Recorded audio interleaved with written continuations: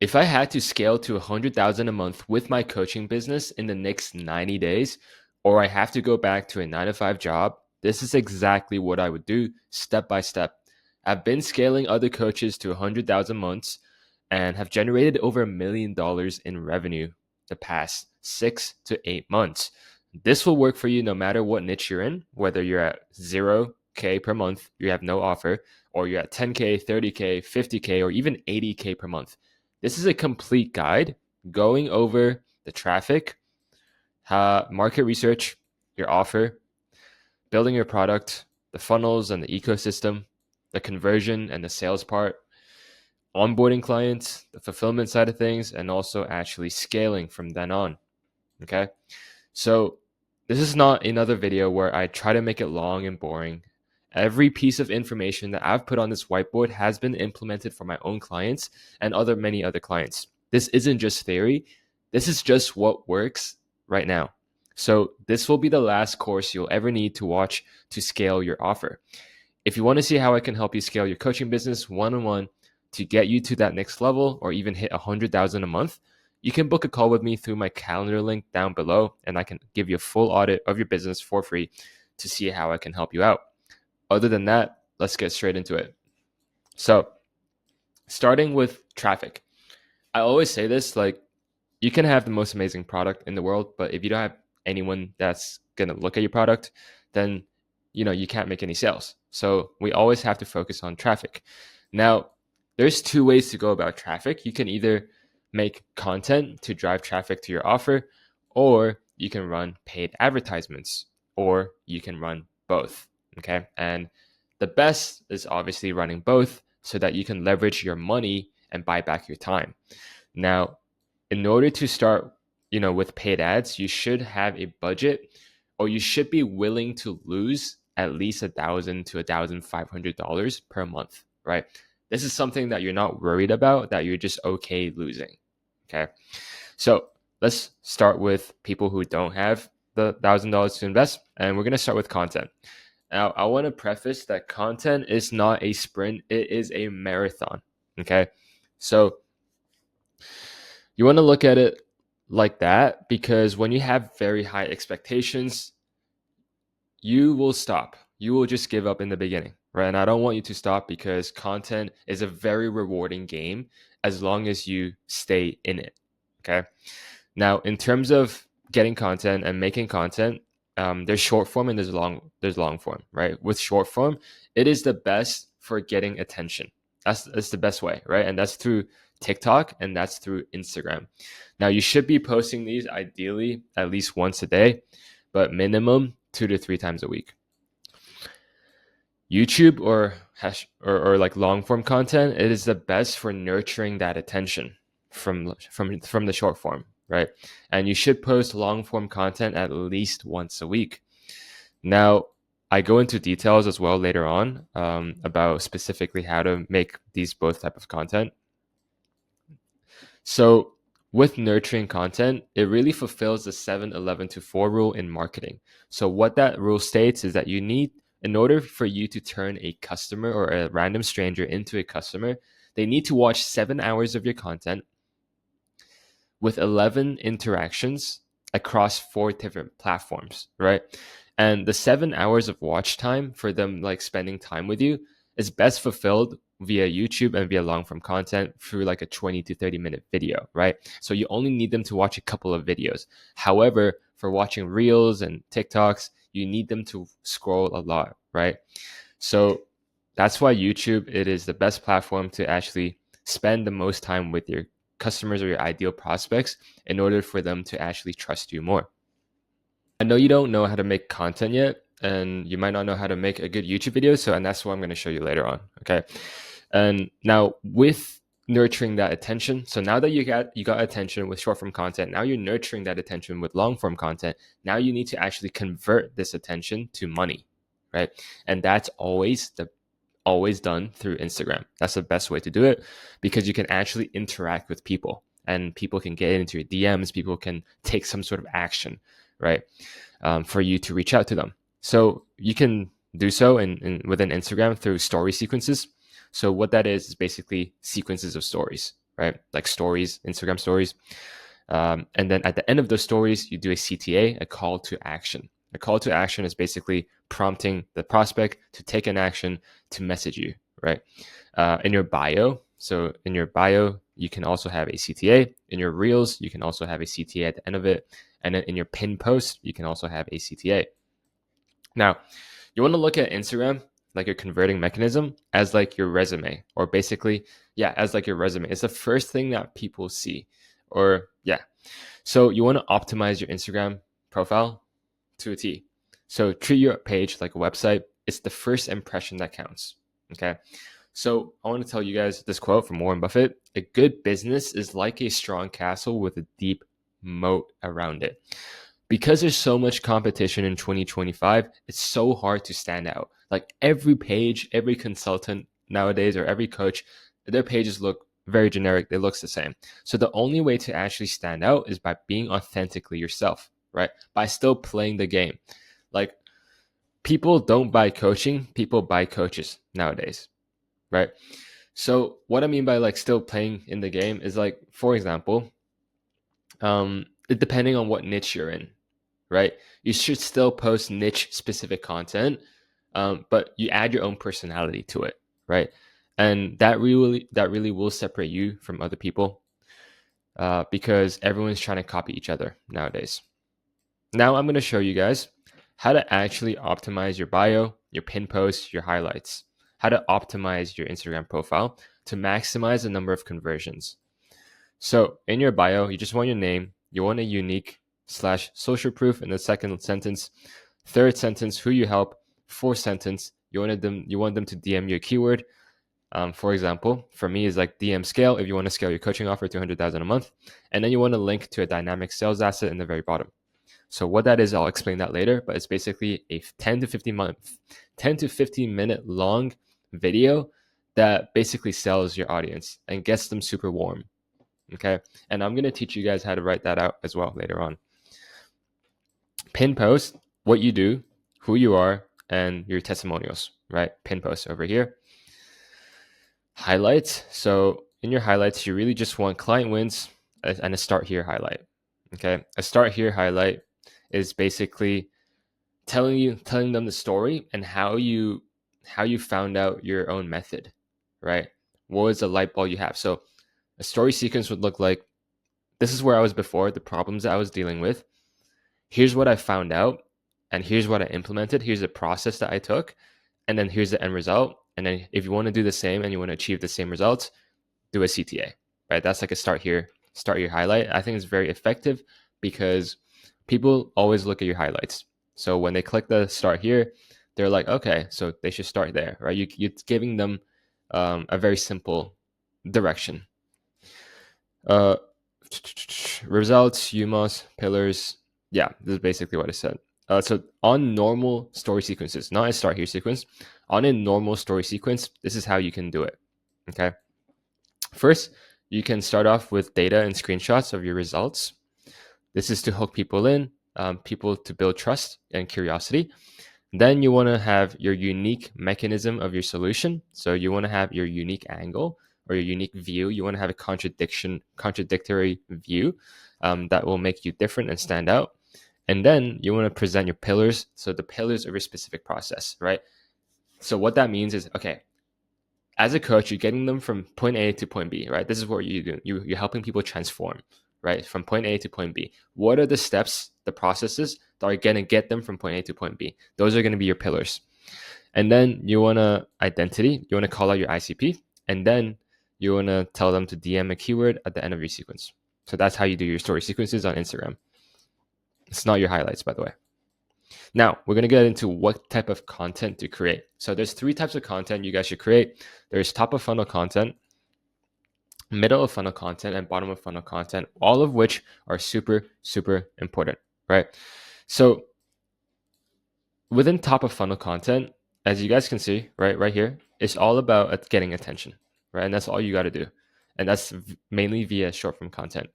Attention / lifestyle content. Middle of funnel content is more step by step. You're teaching people how to do something, right? You're providing a lot of value. You're educating your audience, and that's through short form content and long form content. Bottom of funnel content, and by the way, middle of funnel content should be the majority of what you should be posting, providing a lot of value in education. That's 60%. 30% would be attention and lifestyle, just so that we can actually get people to see your middle of funnel content. And then your bottom of funnel content is basically content that actually converts people to paying customers. So this would be converting content like case studies, for example. So you doing an interview with one of your clients. By the way, this is something that I'm going to do as well in the next coming week. I'm filming actually a case study with one of my clients called Ryan, and that's going to be super fun. And by the way, like I think we helped him go from like 36K to like 82K in like 50 days. So that's going to be super fun. You guys can watch out for that. Finding how to actually find content ideas. So now you know what type of content to create. You should create top of funnel content, middle of funnel content, and a little bit of bottom of funnel content, right? So that you can have a good balance and you're not just, because there are a lot of creators that just post top of funnel, right? And that's why they don't have a well-functioning coaching program that's going to scale, because they don't have balance when the types of content that they create. They focus too much on just one type of content. So here's how to actually find these content ideas. The first place to find these content ideas is sales call data. So if you're already taking sales calls, look at all the objections that you get. Make content addressing those specific objections, right? And then, on the sales call, you'll see less and less of those coming up. Of course, there are still going to be objections coming up, but you'll reduce the amount of them that you will get. So that's the first, place that you can find content ideas. Very good, right?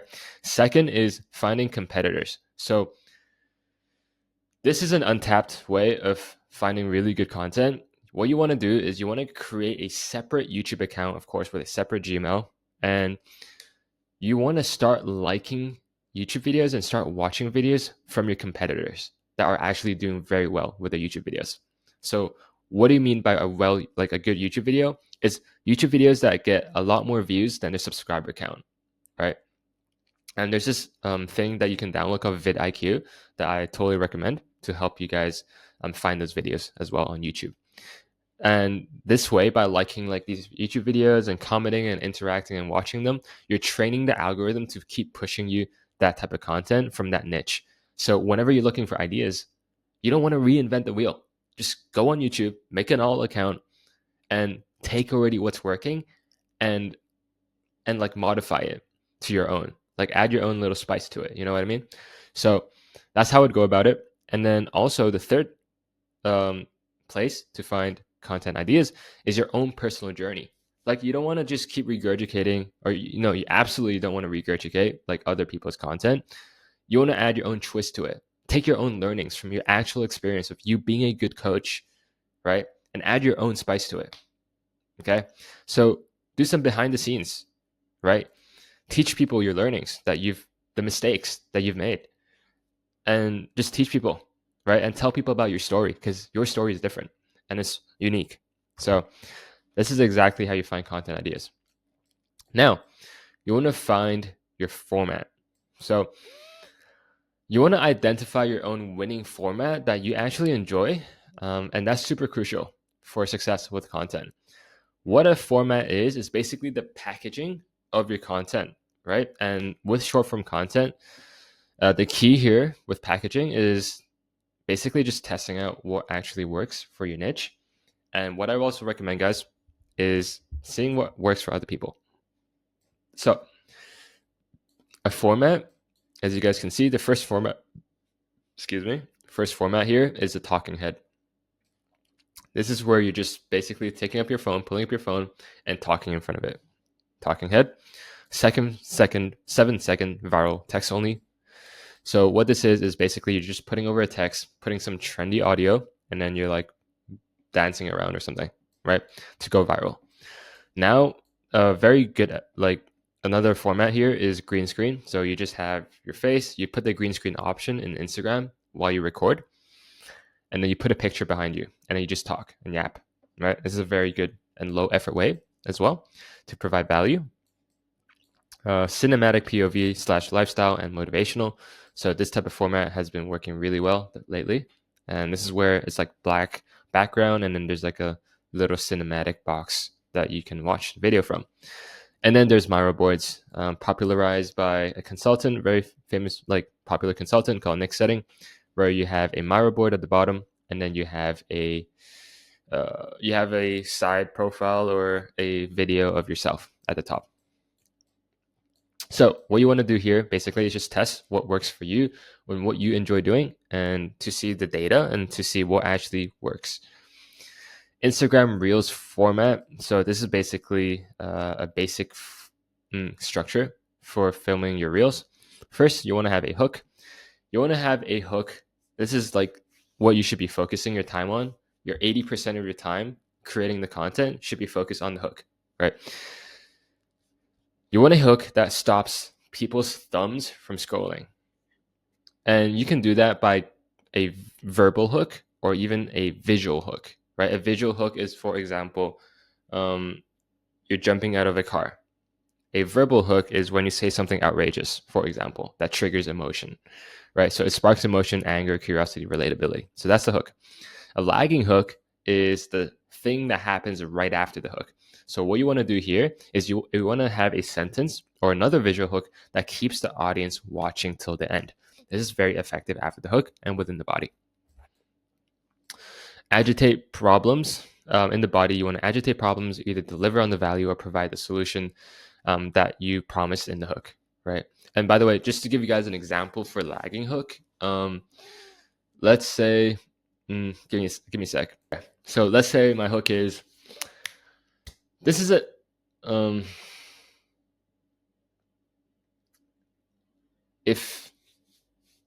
Okay, here's how to scale your coaching business to 100,000 a month. That's the hook. And then the lagging hook would be something like, this is the same exact strategies that I used to build some of the biggest info offers in the space. And today you can get it completely for free, right? So then people are like, okay. Like they want to keep watching because I said something that sparked a lot of more curiosity in the second sentence. I'm like, okay. For example, if I even name drop, right? This is the exact format that Alex Hormozi's team used, and the same exact one that I paid $10,000 for. So something that actually keeps people watching. Body, yeah, you want to agitate problems, deliver on the value, provide solution. And then CTA, basically at the end of your reel, you want people to either follow you, you can tell people to comment for a freebie, for example. So what a freebie is giving them a free resource. So you can do that automation through ManyChat, and then you can tell people to take an action. Now, so that's going to be the reels. Super simple, guys. With reels, all you guys want to do with reels is just make content around solving micro problems within your niche. Don't overcomplicate it. Okay, guys, it's going to be very hard. I understand. Like creating content, if you've never done it before, it could be hard. Some people could be easy, right? But don't overcomplicate it. YouTube, again, keep it stupid, simple, raw, authentic content with no edits. This is the best way to go about YouTube nowadays. No more fancy edits. Iman Gotsi 2020, like none of that, right? We want to keep it super, super, stupid, simple. William Brown, as you can see, he kind of started this whole phase. How to make 10K a month ASAP. This is one of his YouTube videos that popped off, that got like 500,000 views, and it really got popular. Like these raw, authentic videos, because you are going against the wave. You're going against what everyone else is doing, which is trying to make the best thumbnails, the most fancy edits, and people just don't resonate with that anymore. They love raw, authentic content where it's just more results based, and it's more show and no tell, right? There's more showing and no less talking. You're really just like showing the results. So what you want to do with YouTube is, let's say you want to validate the video, right? So I told you guys before, like how to actually find content ideas. Now you want to validate the idea. What you want to ask yourself is, what do I want them to know? Why do I want them to know it? What do I want them to do? Why do I want them to do it? Once you've answered these questions for your YouTube idea or your video idea, then it's validated. Always script the hook word for word. As I said, it's the most important part of the video, so you want to put 80% of your focus on it.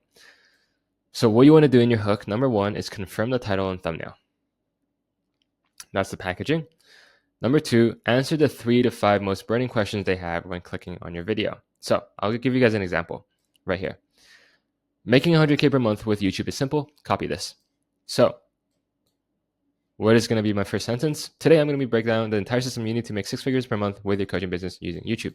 Same thing, 6 figures a month, 100,000 a month. The 3 to 5 most burning questions they have when clicking is YouTube actually effective? Who's also using YouTube? How long does it take? Does it take a lot of time and effort? Why should I listen to you? And what are you going to go over today? And then I answer all those burning questions within my hook.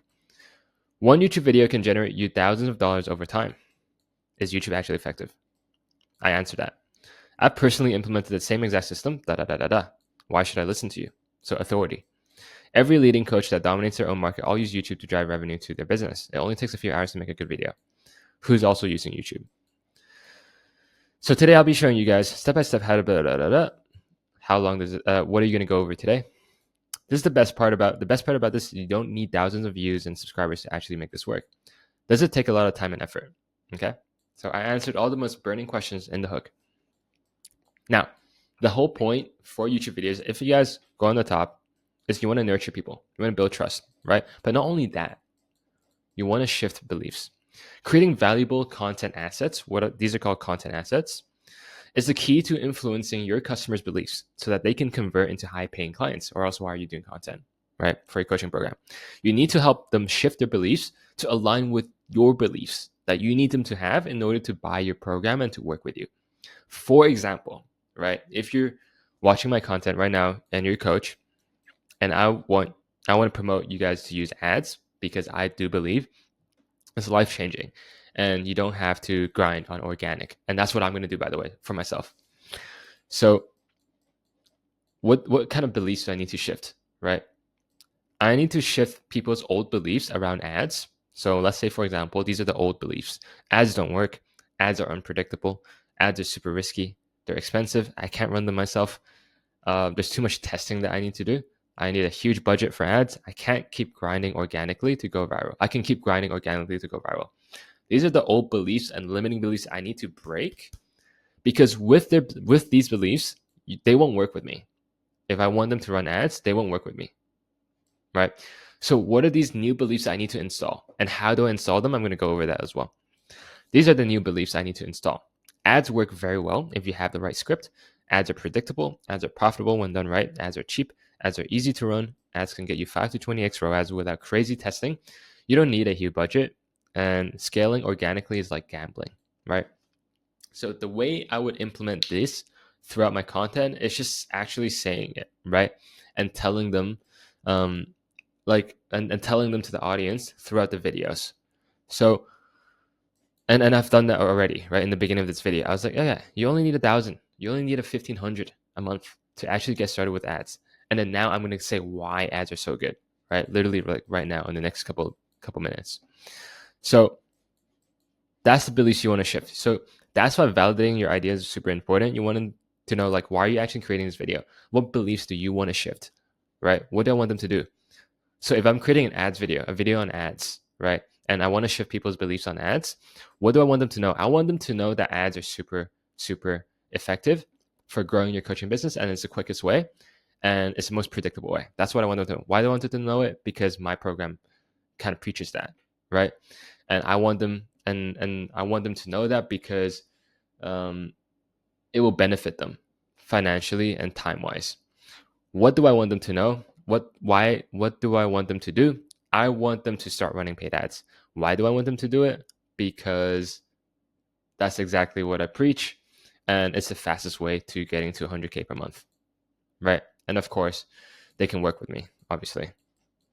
So those are what you need to shift, right? These are the beliefs you need to kind of come up with your own offer. You need to understand your own offer and your own audience. What old beliefs do my audience have that are stopping them from working with me? And what new beliefs do I need to install? Now, for the outro of your YouTube video, you want to script out the outro word by word, and it should not be longer than 5 to 8 seconds. The reason you don't want it to be long is because you'll take up your video percentage. So there's two metrics you guys need to focus on for YouTube videos, and that is average percentage of view time and also the click-through rate. Click-through rate is just the packaging in the title, but the second one is called average percentage view time. So this is the amount, the percentage of the whole video that your audience will stay watching, right? And you want this percentage to be as high as possible because you want the majority of your people who click on a video to keep watching it so that YouTube thinks it's a good video, right? So by having a long outro, people will just click off immediately. So you want it to have it the short amount of outro as possible so that people don't click off. You want to be so quick that people don't even notice that the video ended. So an example of that is that's exactly how to scale your coaching business to 100,000 a month. If you want help one-on-one scaling your coaching business, then DM me on Instagram or book a call with me down below. That's it. So that was content mastery. Okay, now we're going to move on to paid ads. So paid ads is the most predictable and consistent way to actually get qualified traffic into your funnel and into your ecosystem. Okay. Relying on organic is going to be a grind. And if you do have a couple thousand and a couple grand to spare on your coaching business and you actually want to scale to 100,000 a month, you have to combine it with paid ads because organic content is inconsistent and just relying on organic content will not get you very far, right? Because it's going to be a grind. You have to post every single day. And if you don't want to do that, then you can supplement it with paid ads. Paid ads is basically letting your money work for you, okay, instead of you working for your money. And I want to introduce this quote by Warren Buffett. It's not about how hard you row. Wait, let me just make sure I can present. It's not about how hard you row. It's about what boat you're in, right? So if you want to get from point A to point B being 100,000 a month, right? You just relying on organic content is like you being on a Kia, you driving a Kia to your destination. And with paid ads, it's like having a Lamborghini. You get you to your destination much quicker with a better vehicle. Okay, that's all that is. It's a better vehicle to get you to your goals. So there's two type of ads that you can run for your coaching business. One of them is called VSL ads or video ads directly to your VSL for your funnel. And then the other one is called Instagram follower ads. So there's going to definitely be a difference and you could run both. Okay. But I'll go through both options. So with direct VSL ads, these are video ads that directly go to a landing page. So it's a very linear funnel and they can't be run on their own. Oh, it can be run on their own and it doesn't need organic traffic. That means you don't have to post a single content at all. So one of my clients that runs this funnel, an ecom client, we did a 28,000 in a single month from zero in 30 days just off of some VSL ads. He filmed literally 3 videos and we posted it on Facebook. We ran some ads to it and we hit 28,000 a month, right? With a 10x ROAS, meaning for every dollar that we put in, we get $10 out. So how do you script your VSL ads? It's pretty simple. In your hook, you can either do a direct call out, indirect call out, or a problem aware call out, right? What I mean by that is direct call out, coaches and consultants and agencies. That's a direct call out. Indirect call out could be if you're running Instagram or if you have a VSL funnel right now, listen up. So indirect call out people who run VSL funnels, you guys are coaches or consultants or agencies, right? So that's an indirect call out. It's a lot more, I guess it's a lot more like ninja without directly calling them out. And this is really good for B2B.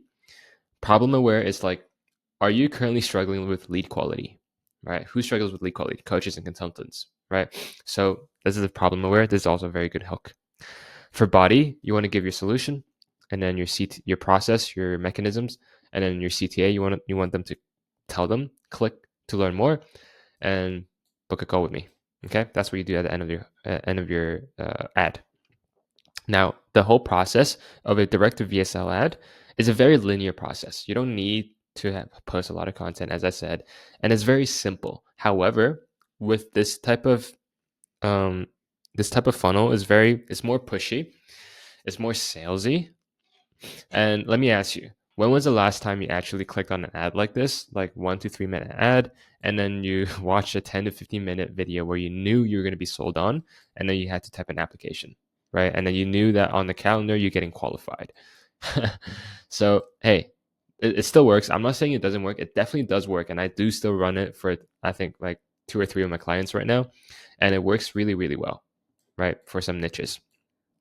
So you just got to compare what your goals are and what you're willing to do. If you're willing to do a lot of content, then I do believe the ecosystem will work really well for you, where you're running Instagram follower ads, which I will dive into later.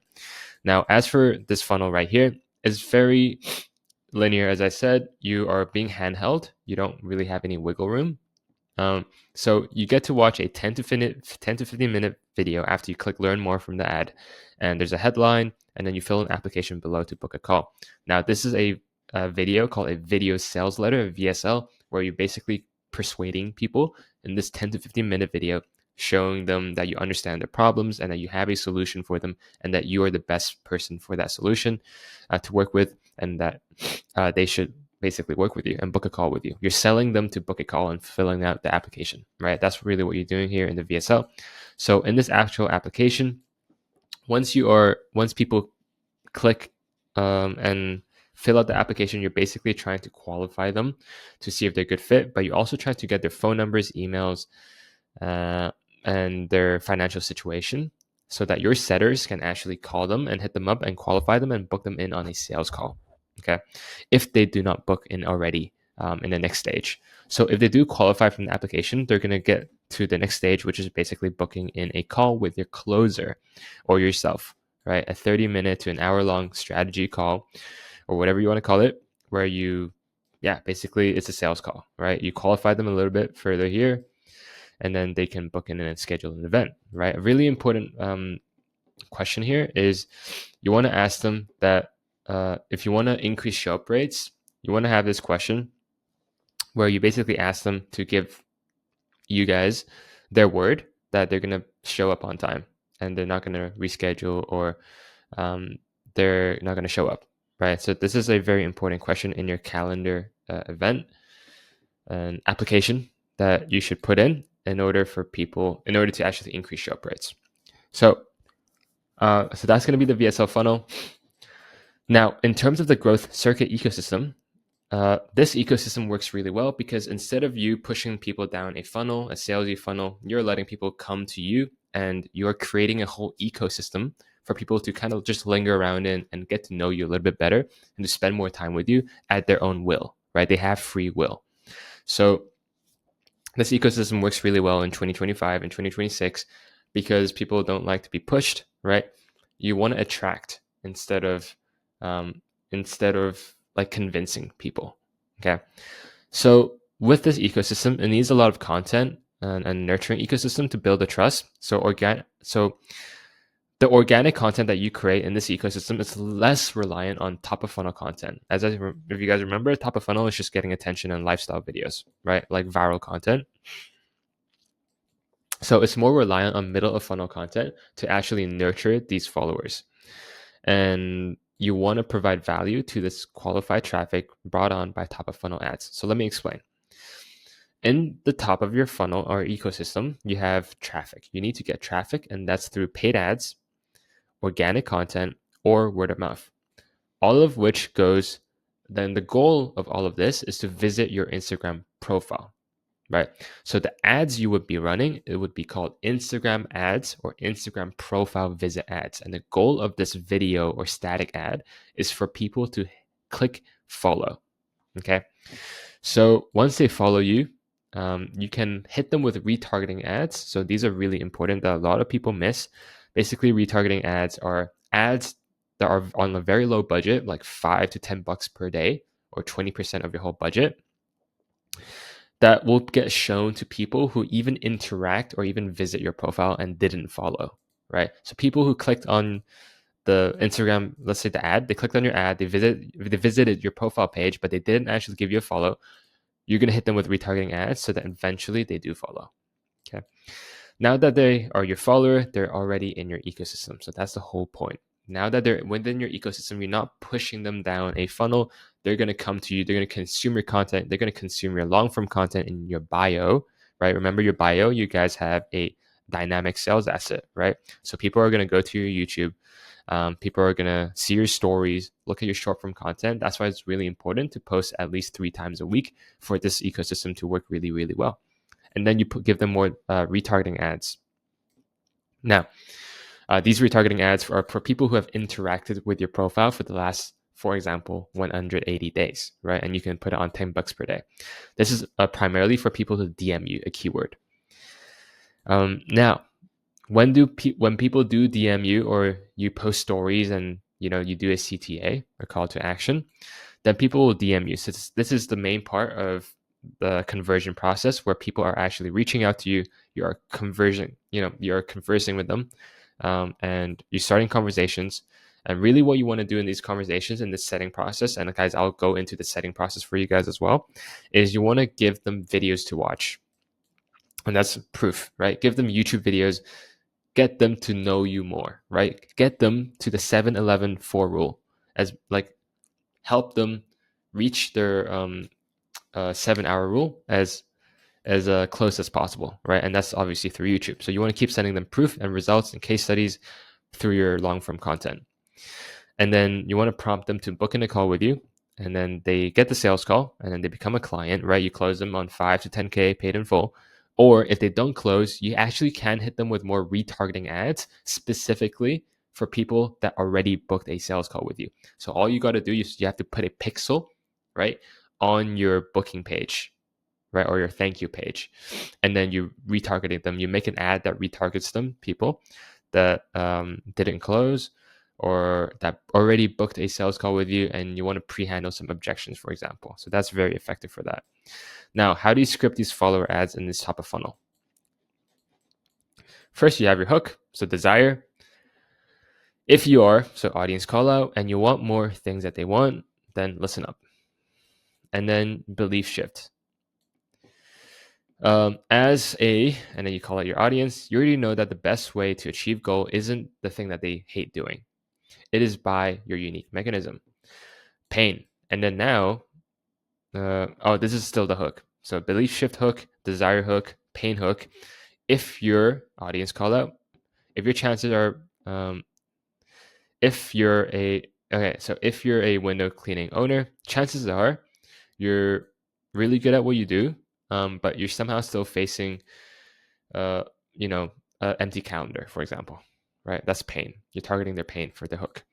And then bonus. So a bonus of finding and scripting really good ads is just by not reinventing the wheel. Go to adslibrary.com, like Facebook, find ads that have been running for at least 2 to 3 months and take inspiration from those, but don't actually copy, right? Don't get a super high ego and don't not listen to me. Like genuinely, don't copy. Facebook will know. Literally, they just have had a new update called the Andromeda update, where they use AI and they use a lot of new technologies to know whether your ads are actually different from each other. Okay. So don't copy, create new creatives, just take inspiration. Now, what you want to do after the hook is agitate their pain, right? One thing you can do is by confirmation bias, you buy into their beliefs, what they're currently doing, but you don't want to blame them. Okay. And then you want to list out the problems. And then mid CTA is follow my page and learn how I use unique mechanism to achieve things that they want most without their biggest pain points in timeline. So you ask them to give you a follow, and then you give them more social proof. And then finally, you do another CTA. So if you're tired of XYZ and you actually want the thing that they want most, then go to my profile, drop a follow, where I'll show you how you can benefit, and features, right? All for 100% for free. So that's the final CTA. So I scripted this ad as well for one of my clients called Ryan, and immediately we had a 20x ROAS within the second day. We spent like $200, and then we got like a $5,000 paid in full.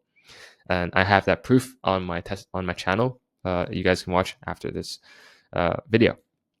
Social proof retargeting. So what you guys want to do for your retargeting ads is do case studies, right? So in your case studies, what you want to do, the structure, in terms of the structure, is you want to have a hook, a relatable pain that or a thumb stopping hook.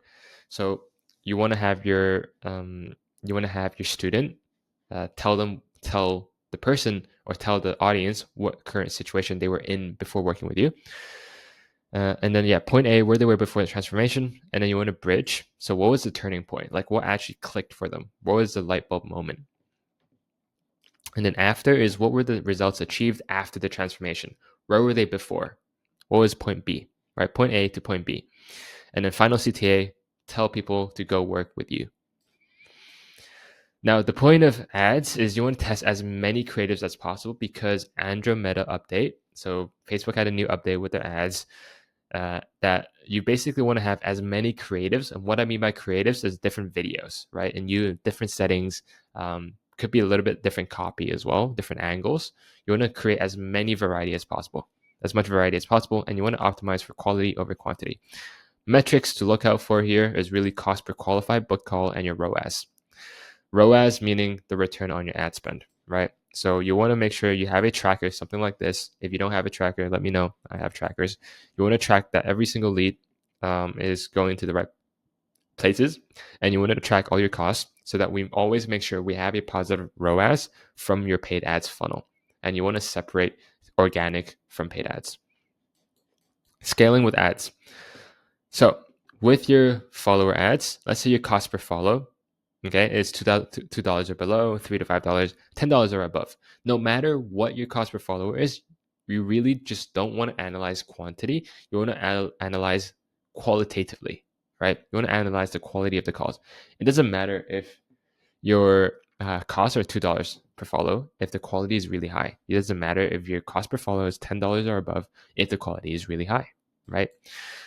Now, once you have good quality by actually assessing through the DMs and also through your sales calls, and you deemed it as good, increase the ad spend by 20% every 3 to 5 days until the ad fatigues, right? So vertically scale. When it fatigues, you want to scale test more creatives, right? In the meantime, you want to keep testing, all right? Always test with ads. So that's paid traffic. Guys, if you have the budget, 100%, I would say do paid ads. And I would highly recommend, especially Instagram follower ads. If you're good at creating content, if you're not good at creating content, direct VSL ads work as well. Spend at least $1,500 on VSL ads. So let's go to market research now. So now we have market research. Before crafting the best product and the offer, we first need to understand our own market.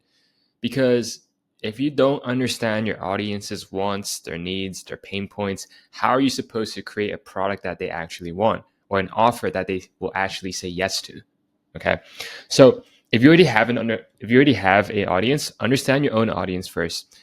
Your audience decides what to sell, not you.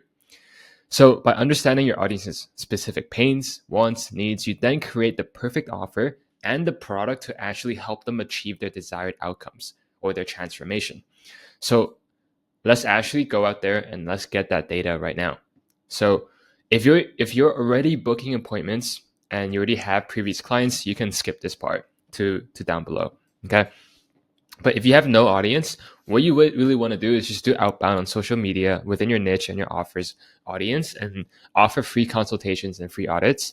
Frame it in the other person's best interest so that they can actually hop on a call with you and you can give them like a free game plan, right? If you have some sort of like a following on Instagram already, you can post a story or even DM your followers that you already have that you're offering this free consultation for the situation. And in return, you give them an interview. And then you ask the questions you want to ask and you give them like a proper A to Z roadmap to where they want to go. So now this is the information we're gathering. I have a document within my community. Obviously, for example, you understand the current situation. Tell me a bit about what you're doing right now. You get a little bit of context. You find out their pains and frustrations and so forth, right? You understand their goals and desires. You discover their buying triggers. You validate their willingness to pay. And then you ask for questions at the very end. So I have this whole document. If you guys want it, just text me. If you have already taken sales calls and you have recorded them as well using like a Fathom or using like a Fireflies or software, the quickest way to actually analyze this is the quickest way to analyze your market without doing any more extra work, right? So this is analyzing the objections that you get, what made them actually book the call. These are questions you ask in the sales call, by the way.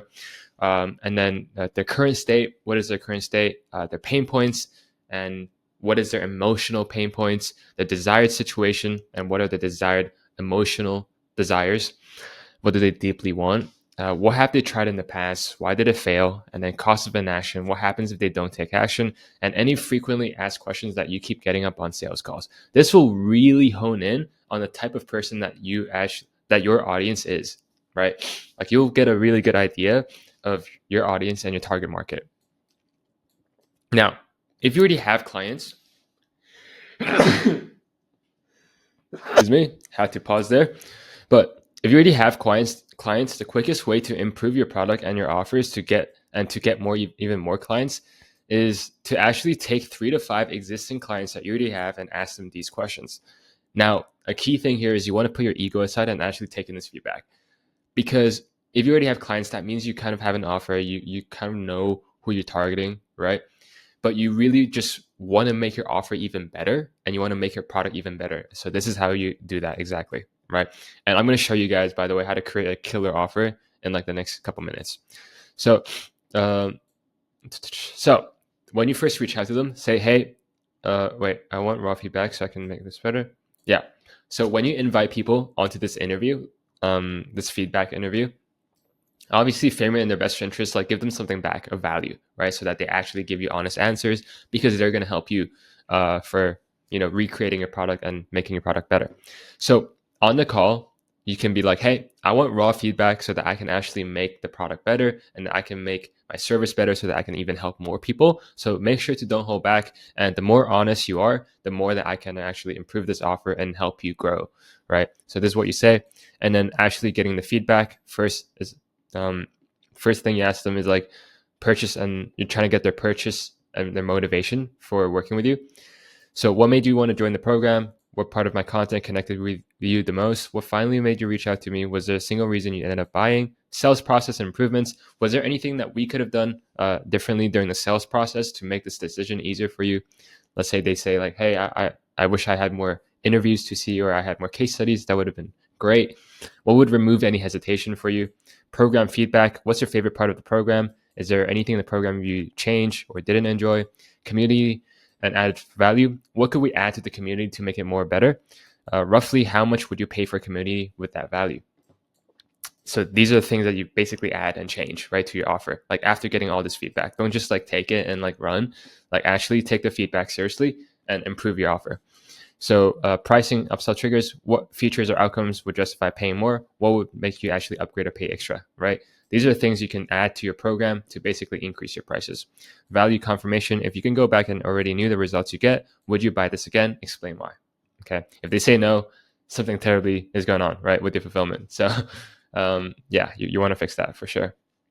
Now, that's basically market research. As I said, the goal of market research is to build an amazing product. And this is what we're going to do right now. Building an amazing offer. We can actually, now that we have the data from market research, we can make the perfect market fit product for your specific audience that you have. Or if you don't have, basically your ideal audience. Okay. So here's something that Alex Hormozi said. Build an offer so good that people feel stupid saying no to. That's exactly, like, this is a one-liner that just kind of summarizes what the goal of an offer is. Make it so good that people feel stupid saying no to. Okay. And what I want to first cover is something that not a lot of people cover, but it's called niching domination. We want to dominate your niche. If you want to scale to 100,000 a month, your offer can't be for everyone. You need to pick a specific niche, and then your product has to have a specific mechanism as well, which I'm going to explain later, right? But I think that's really important. You guys need to know. A clear group of people with one painful problem you solve better than anybody else. Okay? A group of people, a singular group of people, very small, that have one specific problem that you can solve better than anybody else, right? When you niche down, you can charge more because your offer fits exactly what they need, right? They feel that it was meant for them, that your offer was meant for them. That means it's more valuable, right? So not only can you charge higher prices, you can attract better clients because they pay you more as well. And these are not just random unqualified ones. And you save time and you can systemize your fulfillment. If your fulfillment is like for everybody, then you're going to have a tough time scaling because every single person is in a different situation and your fulfillment is going to be so different. So by niching down as well, you stand out from the crowd because specialists always look more credible than generalists. Okay. Let's say, for example, you guys have a brain injury, you need a surgeon, you need a surgery. Are you going to go to a general surgeon that charges $1,000, or are you going to the brain surgeon that charges $20,000 per surgery? And your chances of survival is 50-50. Obviously, you're going with the specialist, the brain surgeon, because that's all he does. And also the higher price tag. It seems that he has more authority and more value. It's a perceived value that he has or she has, right? So another thing with niching down is you deeply understand your audience. So this helps your content so much better because now in your content, really what you want to do is you want to imagine that one person that you're helping. Once you're creating content for that one specific person, it's so much easier to just speak to him or her rather than like not knowing who that specific person is and you're just speaking to everyone. Now you're going to have a tough time creating content. Okay. So your content will hit a lot harder. You face less competition and you reach market dominance quicker. Okay. 3 winning variables of a good niche. They need to have a pain point, a clear pain point with a real problem that wants to be solved right now, like now, urgency. Okay. It's not just like a nice to have because that won't sell. Number 2 is your niche needs to have growth. You want to pick a market that's growing, not dying. You don't want to pick, for example, like SMMA, right? If you do pick SMMA, you have to be like breast scales. You have to frame it as a new opportunity. And you need to give it like a new name, for example. So an AI would be a good niche, right? 3, buying power. You want to make sure the audience within that niche actually has money to pay you, right? So mostly B2C, B2C, B2B, they all have money, okay? I would say the only thing to avoid here is probably like really young. If you're targeting like a really young audience, or you're targeting like really old who are like already retired and they're on a pension, right? Those you don't want to target. So now we're creating our main offer statement. This is what this basically is like the offer, the headline of your landing page, right? So this is for Charlie Morgan's offer. A strong offer statement clearly states the value, the transformation that you're helping your audience achieve, and then the risk reversal as well. That's optional. Now, this is a very important equation you guys need to learn. So how do we communicate the value, right? What is valuable? How do you make an offer valuable? So first, on the top, this is what you need to increase, the top half, right? The dream outcome. So you want to increase people's dream outcome, like what they imagine the desired situation is. So let's say 10K. Oh, 20K, 30K, 50K, 100K, right? That's the dream outcome that they actually want. So this is something that we find, by the way, guys, in your market research. Remember that, right?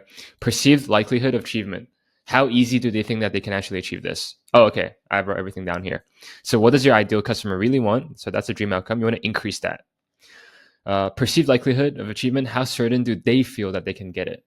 This dream outcome, right? So you want to increase this perceived likelihood. You want to make it sound as, you want to help them feel that they can do it. Okay. And you want to increase that certainty.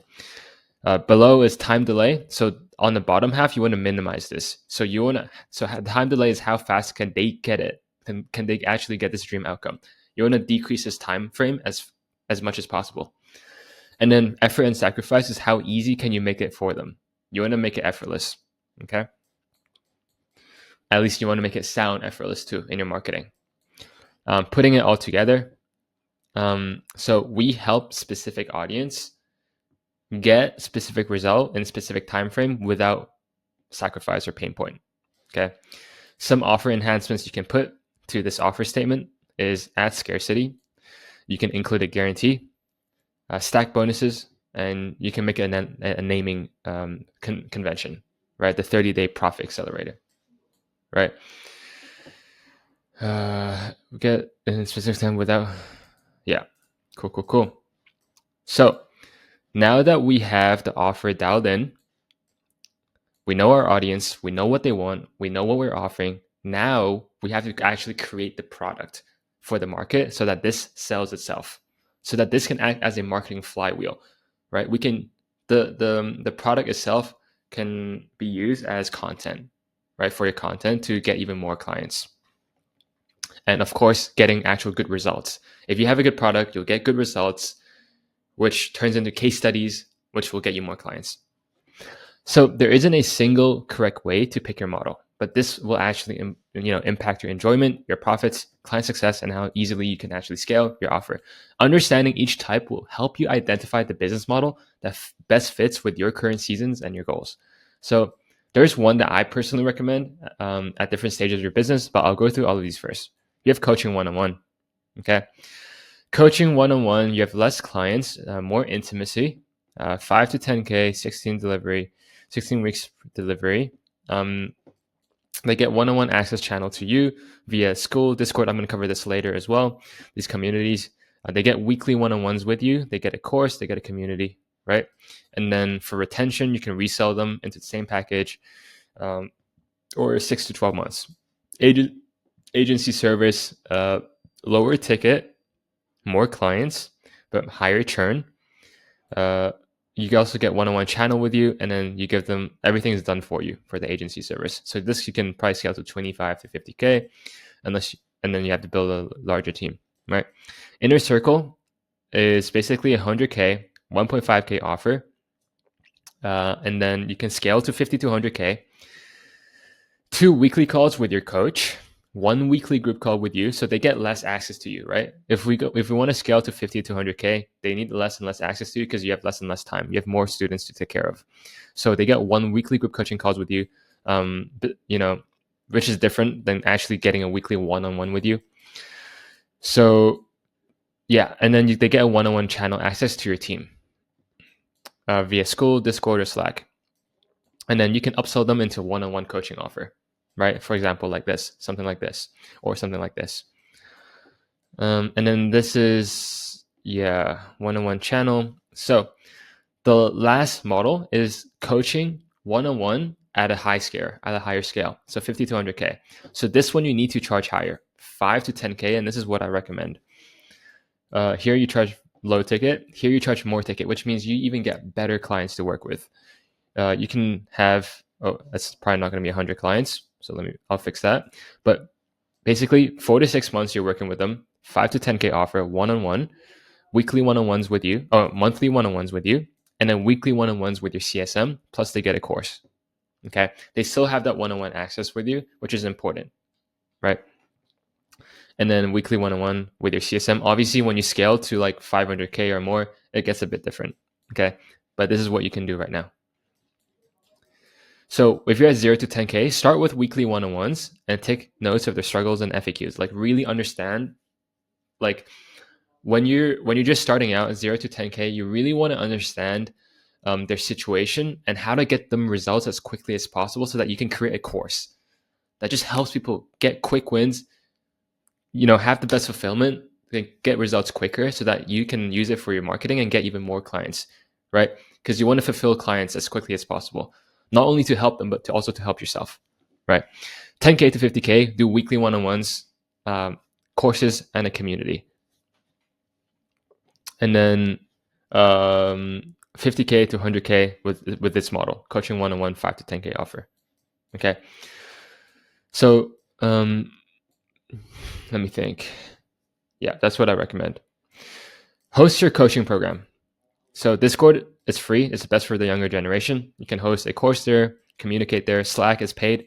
It's the best for more professional niche.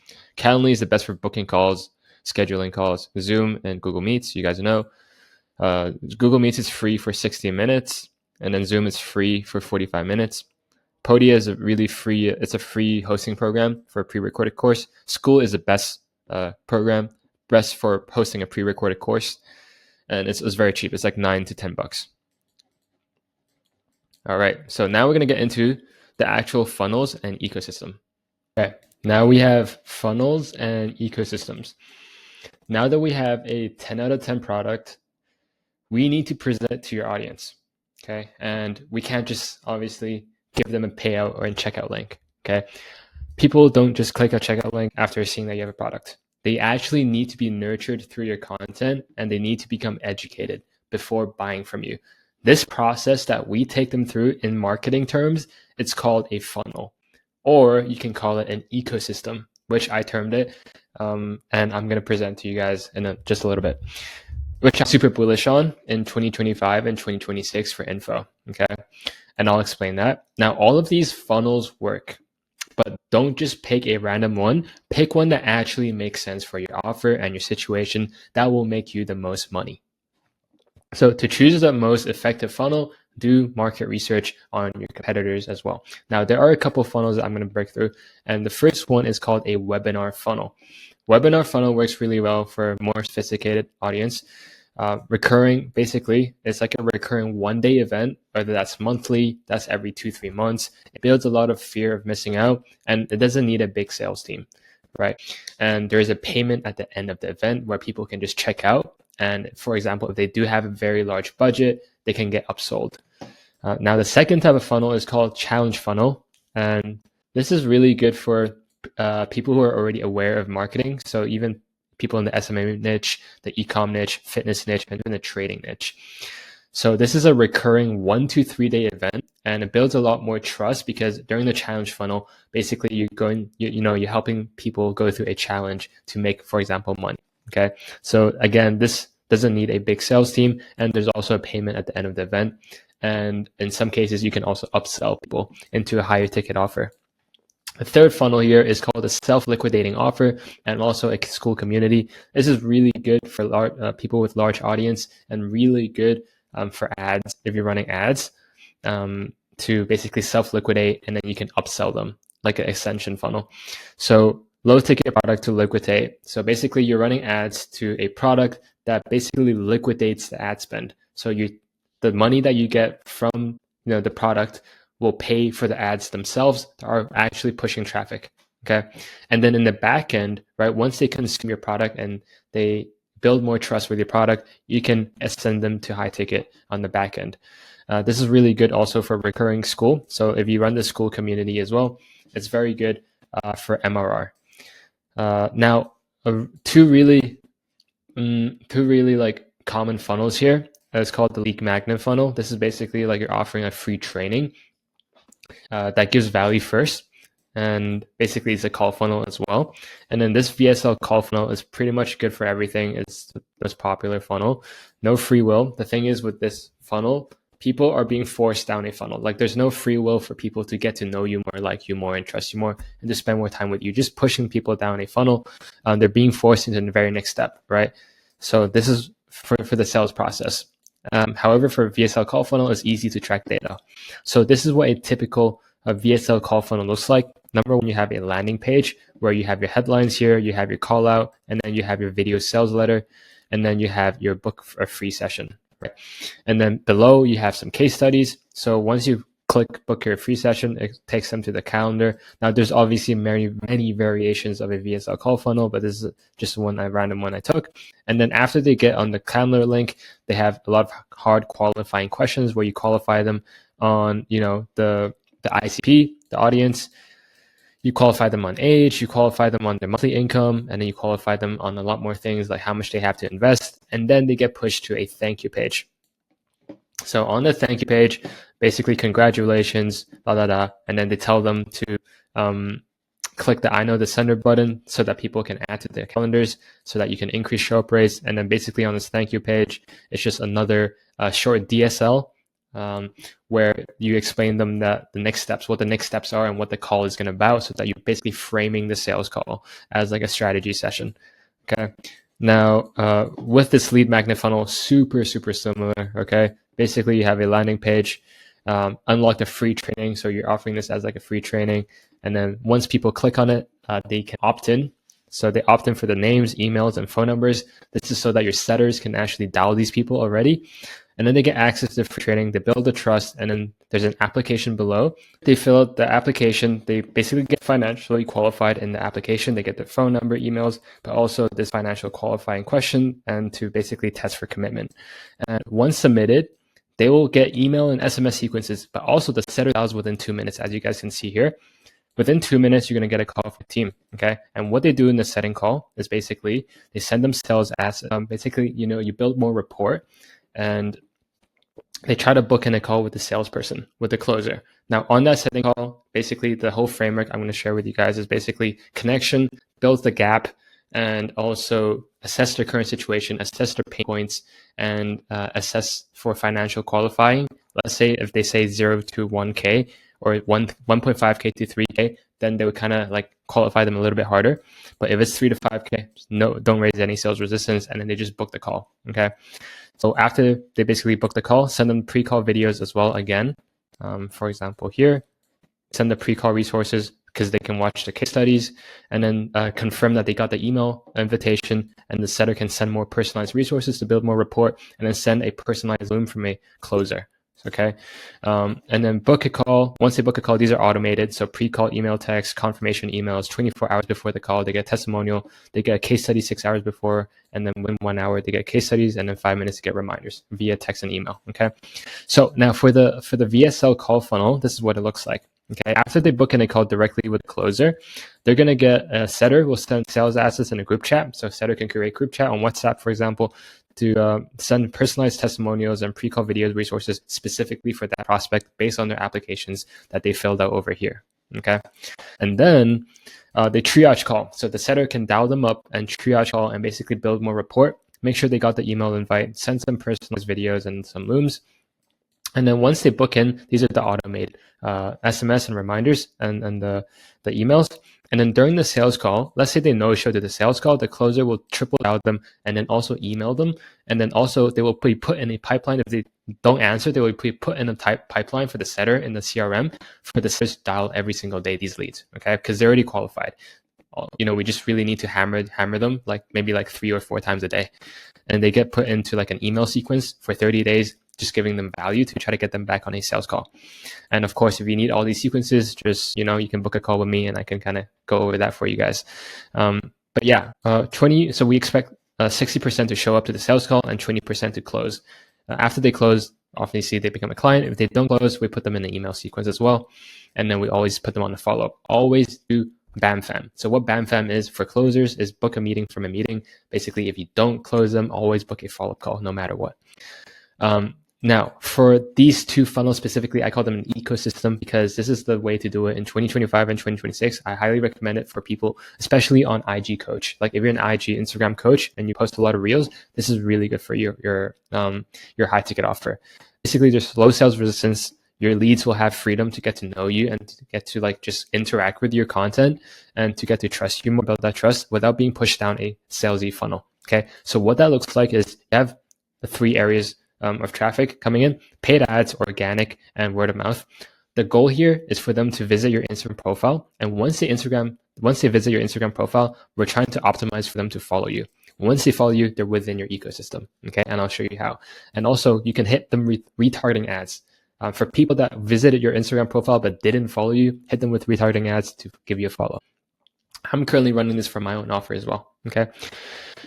Instagram ecosystem, basically, once they follow you, in your bio, you're going to have your links to YouTube so that they can watch your long form content. And then you nurture them with short form content like reels, middle of funnel, talking head reels, different type of reels. Always have a variety, but I recommend 60% of your Instagram content and even YouTube content should be middle of funnel, how to videos.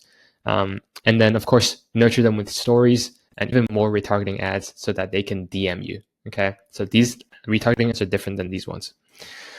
And then of course, our whole main goal here is to have conversations with your followers. So immediately when people follow you, you should just text them and to interact with them, see why they gave you a follow. Okay. And even in stories, you can do CTAs where you ask them to DM you a keyword, right?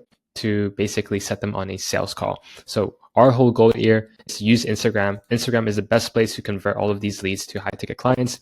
So in your Instagram DMs, you reach out to these people, talk with your followers, and then give them some proof in the DMs. Okay. In your DMs, send them some proof, send them some client case studies that you have on your YouTube that you filmed, and then book them on a sales call, right? A DM sequence, like a DM framework, is very similar to just a normal setting framework. It's pretty much the same thing, right? You connect with them, and then you try to build a gap. What is their goal? Try to find out their pain points. No, first of all, try to find out the current situation and then their pain points. See if they could use a mentor to help them get them to where they want to go. If they're open to that help, then you pitch the sales call. Tell them that, hey, are you free for a quick 30 to an hour call in the next week so that we can actually see if this is something for you. Okay. And then you book them on a sales call, and then you can hit them with even more retargeting ads after they book your sales call. Okay. By doing like a pixel on the pages, and then they become your client, and then you pitch them for 5 to 10K. Now, a DTA funnel is really good for agencies and fitness coaches. This is basically direct to application. Basically, you have your YouTube, you have your paid ads. This is just a simple landing page with an application type form with no VSL, and then they go straight to a sales call. So that is pretty, okay, now we have a VSL, okay? VSL is super important. It's probably the most important video for your offer. It focuses on creating a compelling script that addresses specific audience's pain points, and then presenting your solution as a clear answer and capturing attention with a strong hook. Now, VSL, you definitely need it for any offer at all, okay? Like literally every single funnel, every single ecosystem, you need a VSL. So when I said ecosystem here, this is the VSL, right? The link in your bio should be a VSL to your YouTube. VSL is basically just a 10 to 15 minute, depending on your niche, 10 to 15 minute video that persuades people to just pre-sell them, basically on you, on your product, on your offer, and on the outcome as well. Okay. Basically, it turns your sales calls into onboarding calls. That's pretty much what it should do. Turns them from cold to warm leads, from hard selling to basically pre-sold leads. Instead of convincing people to buy your program, you're basically attracting people. And this is how the whole VSL structure goes. I don't think I'm going to go super in depth, but basically you have your hook, and then you have your big promise, your transformation. What are you helping them achieve? Quick audience qualification. This is for who, this is not for who. Social proof, quick social proof. I helped John go from X to Z, and then I helped Anna go from Y to B, and then I helped Melanie go from X to Y, right? Introduce your solution and then unique mechanism. Okay, so sprinkle more proof as you explain your mechanisms, sprinkle more proof, and explain how the process works, like how your solution works specifically. Okay, and then give more proof. Throw rocks at your enemies. Okay, so what I mean by this is like, like basically your enemies are options that they have tried before, and you just kind of want to throw rocks at them and tell them how like bad the other options are compared to your option. And then 7 would be your program specifically. So basically you tell them what they're going to get inside your program. And the last thing is you do a CTA. I call this the 2 option close. So basically at the end of the video, you basically say, hey, you can either do this by yourself or you can get help, right? Which will be much quicker and will get you to your goals much quicker. So fill out the application below, book a call. You want them to actually take an action, right? You need to tell people, you need to direct people to take an action. So for example, if you have a book a call button down below, you just say, hey, go down below and book a call, right?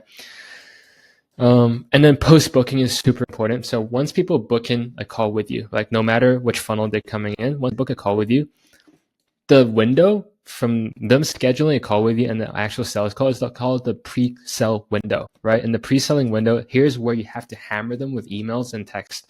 Okay.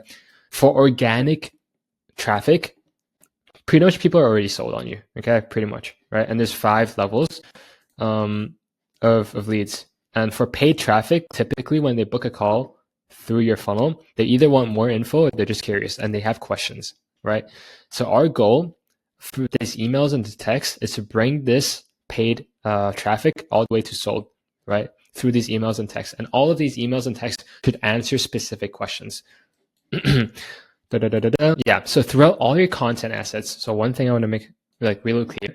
And by the way, within these emails, you're sending them like content assets as well, not just emails and words, not just copywriting. You're sending them actual long form content.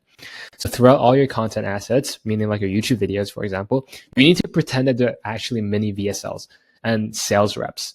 Like I like saying that because what do you do on sales calls? You break limiting beliefs and you guide your prospects to your solution without being pushy or hard selling. So you treat your assets and your long form content the same exact way. They're basically mini sales reps that sell on repeat for you, like without being tired, right? So why creating content assets is the highest leverage task you can do to grow your business. Every minute that your client spends watching you and your content, they are one step closer to converting within the funnel, whether that's booking call or even closing. Okay. You're indoctrinating your audience and shifting beliefs so that your audience believes in your process and that your product is the only product that they will need to solve their problems. That's what you're doing on your content assets. And it creates the biggest leverage because one input, so one YouTube video, just like I'm filming right now, can have infinite input. I could have 2 views next week, and then I could have 2,000 views in a month, right? I never know. But that's the thing. That's why it's like it's tough because especially as a beginner, you don't know how many views you're gonna get. But that's the key, right? This is what makes winners win. Because with outreach, for example, one input equals one output. Like it's just a numbers game. Like that if I send, let's say for example, 100 looms or 100 outreach messages, I'm gonna book one call. Then how do you get 5 book calls? Send 500 outreach messages, right? However, for YouTube, for content, it's infinite. Like your reach is infinite. Okay. So that's why it's very high leverage if you do it correctly. Now, for conversions and sales. So now that we have your funnel, right, we're giving them marketing material to warm them up. We actually need to turn those leads into cash. So our goal here is to maximize the amount of money that we get from every single lead that comes into our pipeline, while also leveraging a team so that we can work on higher leverage tasks like setting calls and closing calls. We should delegate that to a closer and a setter. So this is the people to hire, the sales reps to hire at what stage you're at in your business. From 0 to 30K, I do believe you can fully do it by yourself. From 30K to 50K, you can do self. And also you can hire an SDR. What an SDR is, it's basically a phone setter or a DM setter. Basically, their job is to just have a conversation, to have a quick 5 to 10 minute conversation to see if that prospect would be a good fit. And if they are a good fit and they're financially qualified, then they can book a sales call for you, and you would be closing the deal as a business owner. From 50K to 100K a month, you can hire one SDR and one closer, or you can hire one hybrid closer that does the setting and does the closing as well. Okay. So now, for setting and closing frameworks, I'm going to first cover the setting framework because that's easier, and then I'll be covering the closing framework. As I said, the goal of the setting framework is to obviously set the call for the closer to close the deal. And within the setting, all we're trying to do is qualify them financially. We're trying to qualify them for the intention and their urgency of actually wanting to work with us, and also their time, if they have enough time to actually work and to be successful within the business model. So this is a doc of the setting framework. You guys can go on it. But basically what we're trying to do here in the setting framework, whether it's DM setting or even phone setting on the phone, is we build connection. So we did a little intro. We build a gap from where they are now to where they want to be. And then we discover the current situation, because if we just try to dive into the pain points, it's really awkward without getting some context. So we get some context and then we dive into the pain points. How long has that pain been going on for? And kind of dig deep into that pain, just a little bit surface level. We want to get more deeper inside the closing framework.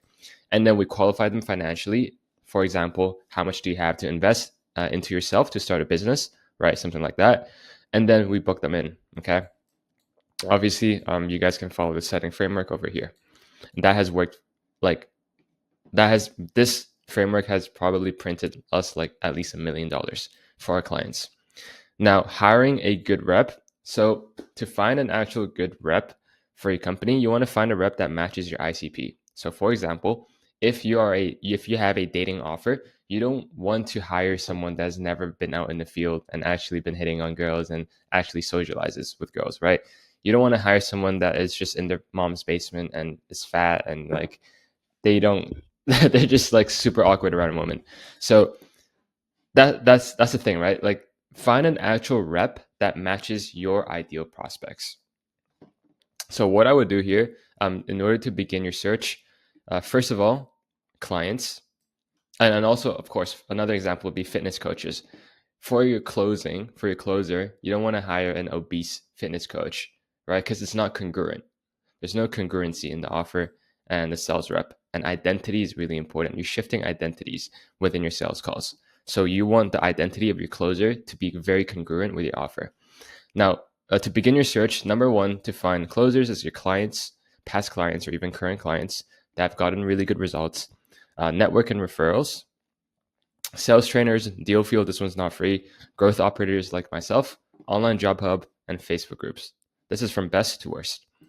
Now, all you want to do is drive all that traffic to your type form. You can use a type form or a Google form where these are the questions you ask. Where are they from? Call recordings, experience, 1 minute Loom video, availability, and sales training.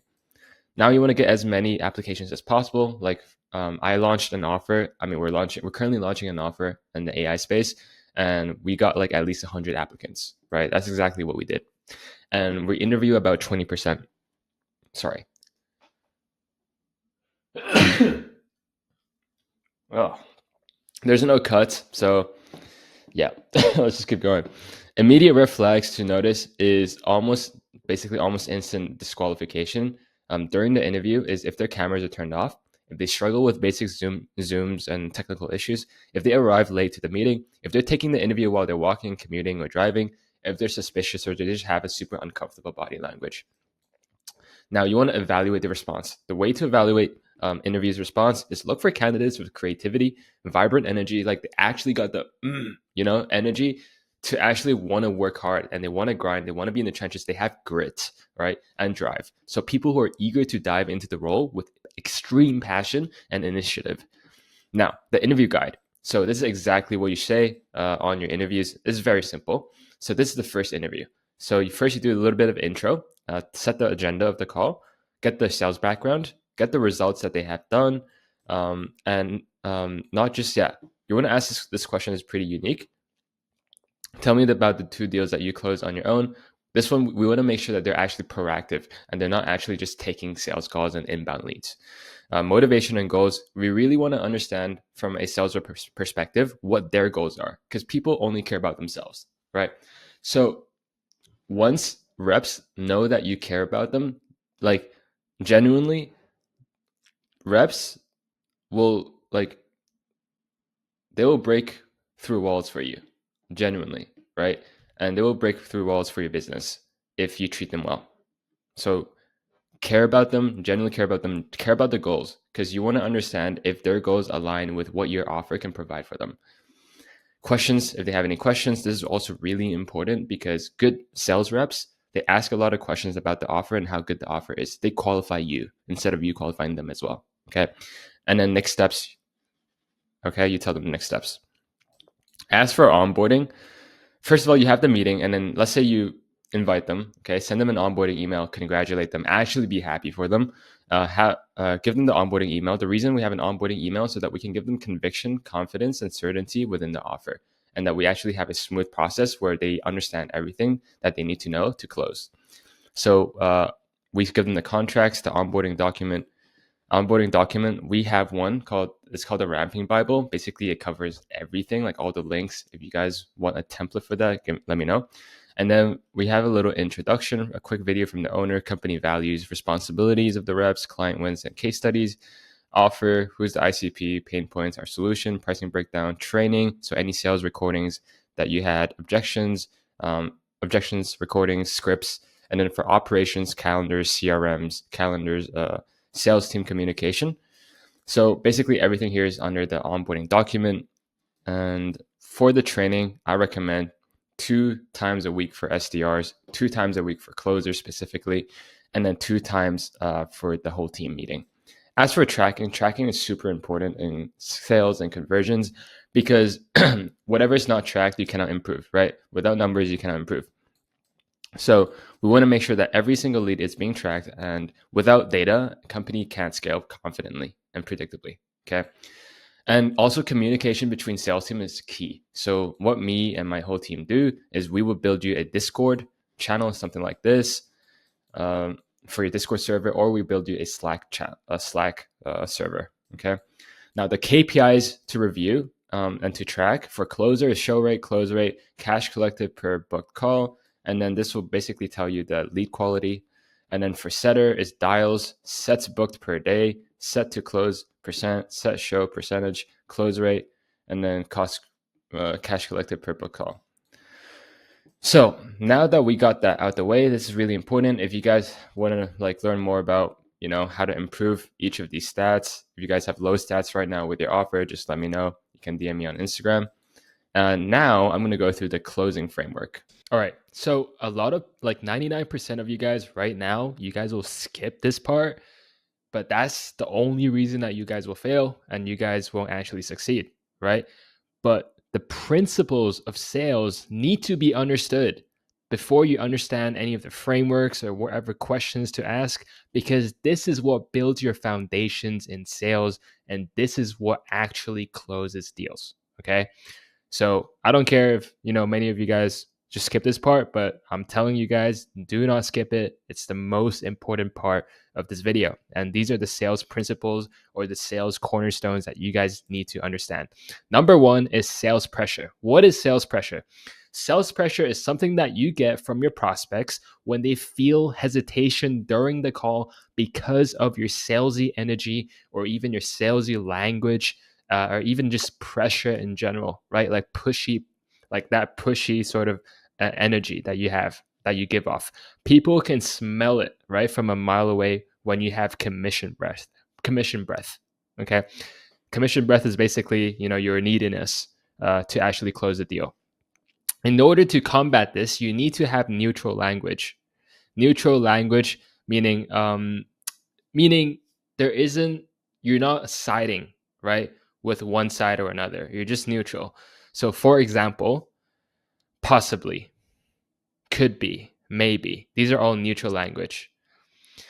And then you want to build trust throughout the sales call. You want to, if they have any concerns, you don't want to combat them head to head. You want to diffuse the situation and also help them and help them solve the problem on the same side of the table. Okay. When there's concerns, you guys are head to head, but what you want to do as a salesperson is go to the other side of the table and help them look at the problem together and fix the solution and come up with a solution together. Okay. So, and then you also need to genuinely care about their situation, right? And where they're currently at. Number two, your words are trash, their words are gold. People love talking about themselves. This is human psychology. This is how people are because that's what they care most about. They don't really care about you. Okay. So practice actively listening to your prospects and also avoid talking about yourself or even your story throughout the whole call. Even in the first 10, 20 minutes of the call, don't even focus on yourself. Okay. This is the quickest way to build trust because when they feel that you're actually interested in them, even though, yes, you could be or you could not be, but when you just ask questions and you never talk about yourself and they're only talking about themselves, they think that you care about them, which you do. Number three is productive versus an interesting conversation. This is very important. Okay. In each phase of the sales framework, you will need to check off a couple of things. Okay, in terms of information that you will need from them in order to move to the next part of the framework. Anything more than what you need in terms of the information will be unproductive and the conversation becomes interesting, right? It is your job to make the conversation as productive as possible through effective questioning and also effective redirection if the conversation goes off path. Okay. Always go in the straight line. Number four is curiosity. There is a strong correlation between people who are actually curious and their ability to connect with people at a much higher level. So when, from the bottom of your heart, when you're genuinely curious about the other person on the other side situation, right? you will be able to build that trust so much quicker. And when, it really just makes the other person feel valued, which fosters a mutual trust and more intimacy. And that leads to our prospects giving better and more honest answers because they trust you, leading to more sales. Number 5, and the last one, is persuading and convincing. Persuasion. So let's start with convincing. Convincing, what convincing people do is like, okay, you're giving people facts and ideas. You're directly installing a fact or belief, often by providing definitive reasons or proof. So it's very logical, and you're trying to be pushy. You're trying to over explain to them that, hey, this is this, X plus Y equals Z. Okay. So why are you thinking otherwise? Right. This commonly relies on external pressure, right? When you're convincing someone, where the salesperson is rather pushy and it tries to tell and get the prospect to agree with them. You're telling people instead of like persuading. Okay. So, which is what I'm going to compare next. Persuasion is what we want to do. It's all about leading the prospect to recognize the value of the solution on their own, right? It takes a softer approach by asking thoughtful and meaningful questions that help them connect the product or the service to their personal needs and goals, right? We're getting them to realize themselves. We're not telling them anything. So when prospects, when they arrive, at their own insights, they think that it's their own idea, right? But it's not, because it is your questions that have caused them to arrive at this specific insight, right? It creates genuine motivation from their end that tends to foster stronger trust and also long-term fast satisfaction, which means, that you make more money, okay? And you close the deal. So let's get started of the sales framework. Number 1 is connection phase. So in the connection phase, when you first hop on a Zoom call with that person, there's going to be a lot of sales resistance. They don't know you at all. They don't know who you are. They might have watched your content, but still, they know that they just don't have that connection with you. So that's what you're trying to build in the first phase. You want to decrease and decrease the sales pressure and the sales resistance as much as possible. So go in the call, introduce yourself, right? Have a bit of energy as well. Like, hey, I'm Chor from Scale Acquisition, and you recently booked in a call with us, I think yesterday, about possibly getting some help with scaling your coaching business, right? Okay, so here, let's break it down a little bit here. First of all, smile a little bit and actually have some energy with you, because, guys, your prospects will feed and mirror what you are presenting, right? If you're sluggish and you're like, oh, yo, what's good, man? Like, so yeah, that's pretty much it. I just want to ask some questions and see where you're at right now, and see where you want to be, just to see if I can help you. Sound good? Right? Like, if I was like that on the sales call, the prospect is going to give me the same exact energy, and I don't want that, right? I want good energy, positive vibes, and when people are happy and they're enjoying and they trust you, that's that's a lot better way to close someone. So, and then here, if I don't know if you guys caught it, but I'm using neutral language here, possibly getting some help. I'm not saying you recently booked in a call with us so that you can actually get some help and work with us, right? Like, I'm not saying that. That's very strong language, strong buying language. So here, I'm trying to diffuse any sales resistance that I'm trying to sell them. So I'm using neutral, possibly language. This is neutral. So second thing is called agenda. A lot of times people, or even sales trainer, you might have heard, I'm setting the frame. Okay. I'm setting the frame, or I'm making sure that I'm above the prospect, right?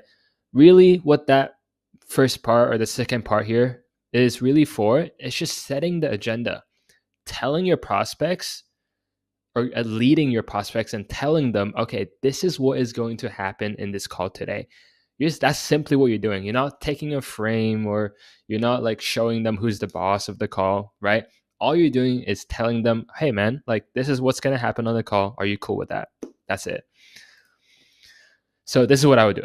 Now, the first part of this call is really just for us to find out where you're now in terms of your coaching business, and really where you're wanting to be, just to see like that gap that you have, so that we can see if we can even help.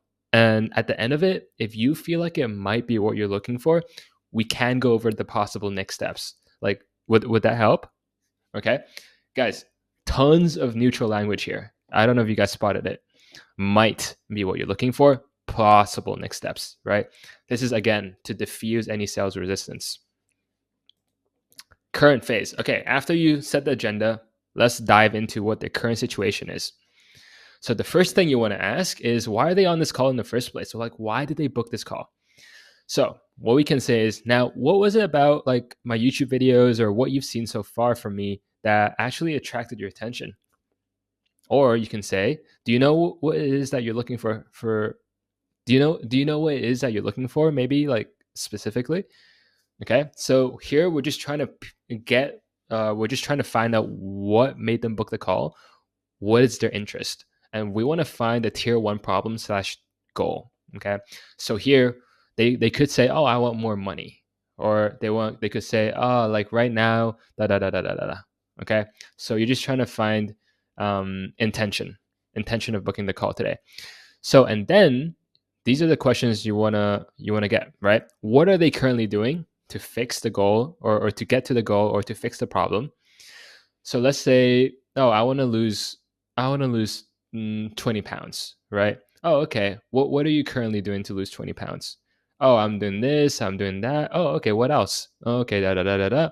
So you get more context of what they're currently doing to lose that weight, right? Or what they're currently doing to fix that problem or get to that goal. And then you want to ask, how long have they been doing it that way for? Just to get some more context. Oh, how long have you been, I guess, just running back and forth, or just running, or doing the treadmill like twice a week? How long have you been doing that for? Okay, and what made you use the treadmill in the first place? And then here, what you're really doing in this current situation is you're just getting a lot more context, right, before actually diving into the problems that they have. Okay. Because without context, and then we just dive straight into their problems, which is the next part, we look stupid, right? Like, we want to make sure we have entire context. We know exactly what their situation is right now, right? Before actually trying to solve, people's problems. For example, if you see, okay, if you see someone lying on the ground after a car crash, right? Are you going to go there and give them some blankets? No, you won't. Like, you won't just give them a solution without assessing the situation, without actually seeing what's wrong with your head, with your eyes, and just like with logic, right? So here, just using our eyes, we don't know anything. That's why we're asking these questions, because we need to know their situation. Okay. Now that we have the whole context of, what their situation is, we want to dive into their problems. Here's something very important I want to tell you guys. Every single person that booked on a call with you, whether that's on Zoom, Google Meets, they have a problem that needs to be solved, right? There is always a reason, there's always a problem, right? Every single prospect. You guys might be like, oh yeah, but like they just said they want more money. Okay, that's not a problem. That's a goal, right? What is the problem there? They don't have enough money, but we want them to say it. We don't want to tell them. So what we would say is like, okay, what do you currently see in your situation that makes you want to have more money, right? They're gonna be like, oh, I mean, I guess right now I'm just stuck in my job. I don't have enough. I guess like it would be nice to have more. Oh, everyone thinks it would be nice to have more, right? What with what you do right now? Like, are you 100% happy with how much you're earning? Oh no, why not? Okay, that's how you dig into the problem. Okay, so and one thing about the problem, right? And oh yeah, let me go back. Every person, every prospect always has a problem that needs to be solved. That's why they book on the call. Everyone. If you can't find a problem, that's because of you and the way you're asking the questions, not them, right? Because we want them to open up. So, how do we ask the problem questions? So, first of all, what are the three things that we're looking for, and the three things that we're going to do here? We want to find out what is their problem, and why are they looking for a solution in the first place? How long has this been a problem? The reason we ask how long this has been a problem is because we're expanding the pain. Okay, without pain, people don't buy. Without pain, let me explain it. Without pain, right? There's not going to be any value of the solution. If they don't understand that they have a pain and they're not aware that they are in pain, they're not going to want your solution. So we need them to be aware that they have a problem. So by asking them how long has it been a problem, they're aware of, okay, wow, this has been going on for 4 years, but we want them to say it. Okay. And then we ask them, what sort of impact has this had on them? Now, before we ask this question, it's quite a deep question to ask someone. What sort of impact has this had on you? Or how does it feel that for the past 5 months, you've only been, how does it feel that for the past 5 months, you haven't been able to see your grandkids, and you haven't been able to keep up with them, knowing that if you made a change, 2 years ago, that's something that wouldn't have happened in the first place, right? That's a deep ass question, right? So before you ask the impact question, this is what we call the impact question. We want them, right? We want to get a better idea of their problem first. Okay, what is their problem? And I'm gonna explain in a little bit of how to ask these questions. And then the third thing you get is, okay, what sort of impact has it had on them? Okay, so problem number one question. These are all variations of how you can ask the same question, basically. So I'll just go through one example, and then you guys can take a screenshot or whatever. So number one, so let's say this is a weight loss, right? Okay, so do you like losing weight with your current diet right now, just like with the keto diet? No, I don't really like it. Oh, why not? Okay, and then they're gonna go to the problems. Are you 100% happy with how much weight you're losing? Are you happy with how much weight you're losing right now? Wait. Are you happy? Let's say for weight loss. Are you happy that for the past 6 months you've only lost 20 pounds using the treadmill twice a week? No. Okay, why not? Okay, you always ask why not, and then they're gonna spill the problems. Okay, and then after that, what you want to do when they give you the problems, in order to dive deeper, before asking how long, you can also clarify. Use clarifying questions. Be like, what do you mean by that? Oh, how so? In what way? Gotcha. Can you give me like an example of that? Let's say they're like, oh yeah, well I don't really like it. Why not? Oh, well because I'm just not losing weight fast enough. Yeah. Okay. And how is that sort of affecting, I guess, other areas? Well, I guess I wasn't able to keep up with my grandkids over the weekend. Mm, okay. And how does that make you feel? Terrible. Oh, like terrible. Yeah, like da da da da da. Or you can also mirror people. Okay. So that's something you can do to just pretty much dig the knife way deeper into the prospect. And why are we asking instead of telling these people? So, what issues do you help people overcome? What challenges are your prospects currently facing? We know the answer to these questions. We know them. But simply telling people what their problems are and how you can fix them isn't persuasive. It also prevents you from exploring the deeper impact of those problems on them specifically, right? So, to truly help your prospects, the prospects need to be the ones who uncover and express these key insights themselves and persuade themselves into the product. Okay. Now we want to dig a bit deeper. Okay. So how long has this been a problem been going on for? So for example, okay. Let's say the person's like, yeah, I haven't been super happy with my weight loss journey, and I'm always stuck in a plateau, and I always just regain the weight. Oh, how long has that been going on for? Has that, and then this is how you ask the deep question. Has that had like an impact on you? Or has that affected you at all? Or how does it feel? How does it feel that for the past 6 months you aren't able to lose the weight and you aren't able to keep up with your kids every single weekend? And that's like 25 weekends, right? So that's deep. So you want to dig deeper into that. Now, after you got a proper problem and you dug deep and you asked them how it has affected them, hopefully by that time you've gotten a pretty good answer and a pretty solid pain. Okay. Now you get into the solution. So in the solution phase, these are the things that you need to check off. What have they tried in the past? Any previous solutions that they have explored? This would allow you to pre-handle any objections, right? Because now we're diving deep into their way of thinking. Okay.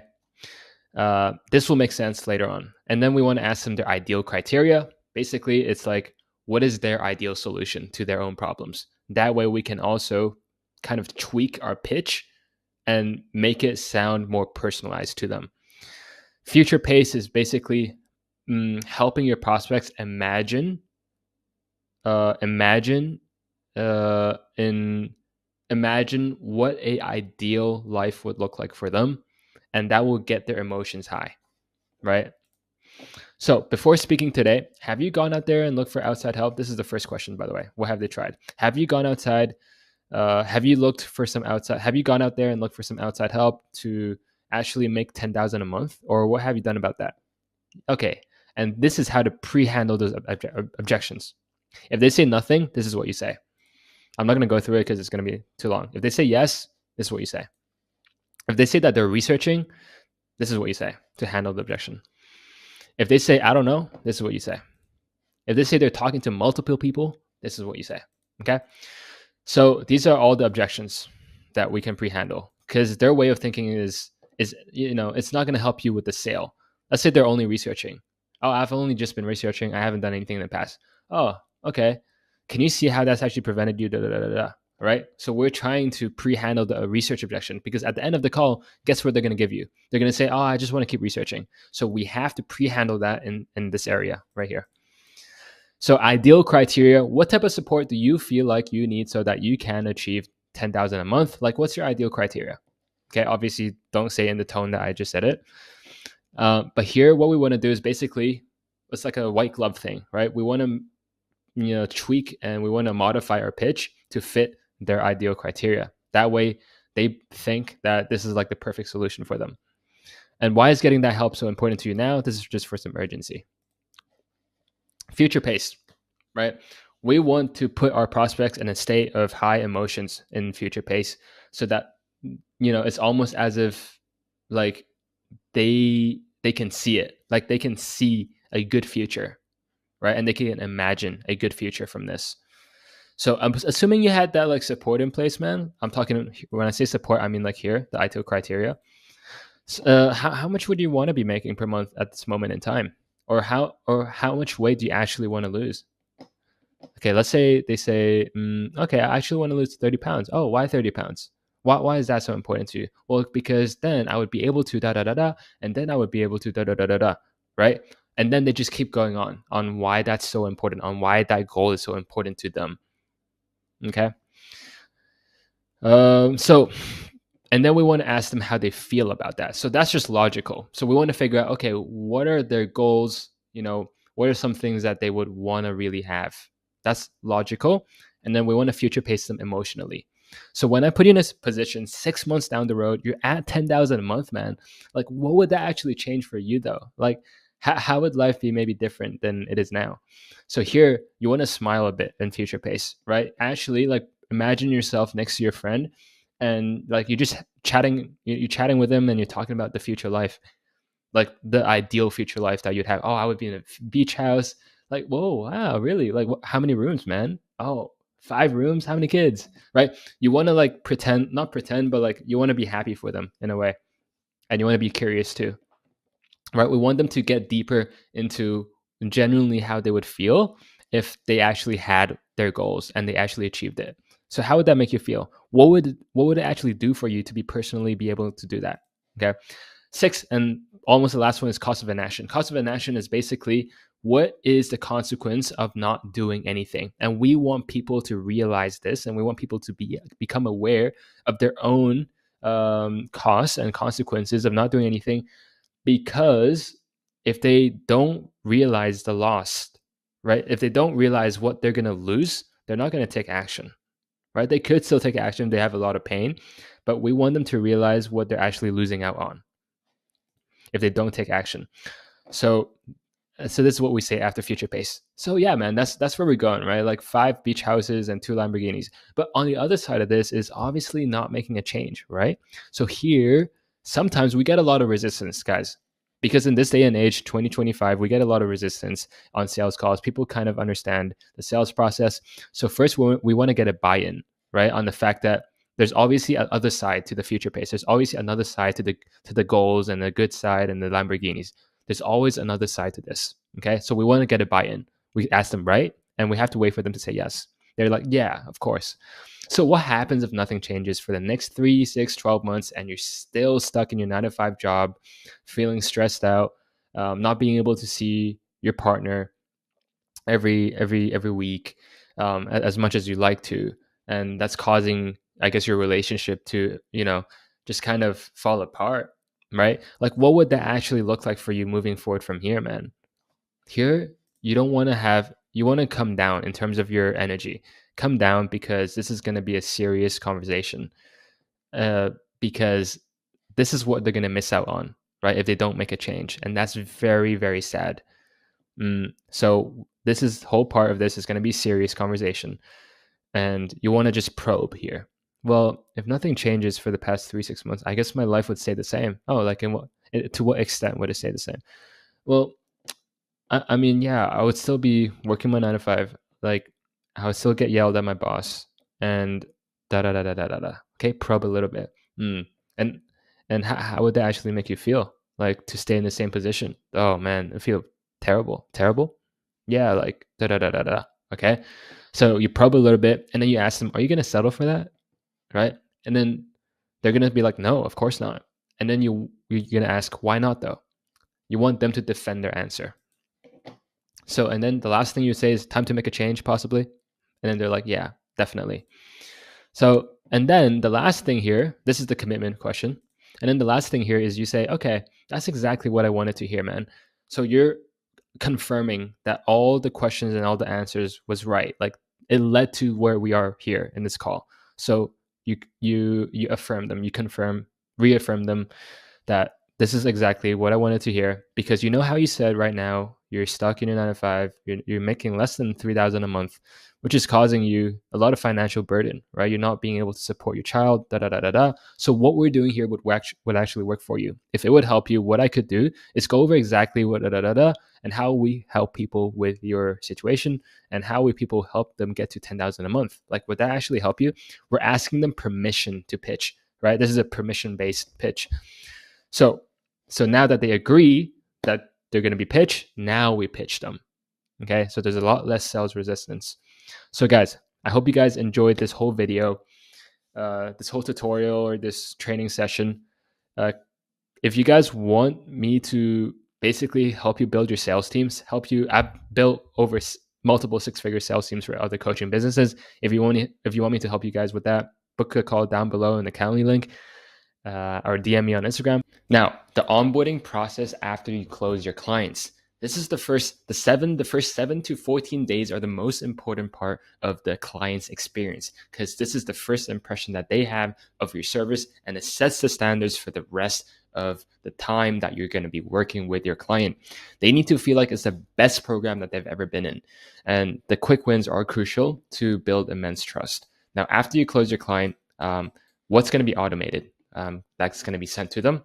First of all, the onboarding email. So you can have a Zapier that connects your payment to the onboarding email or to the agreement. Once they sign the agreement, you can make an automation to send them the onboarding email, which includes a welcome video, the onboarding form. What the onboarding form looks like is this: access to courses and channels.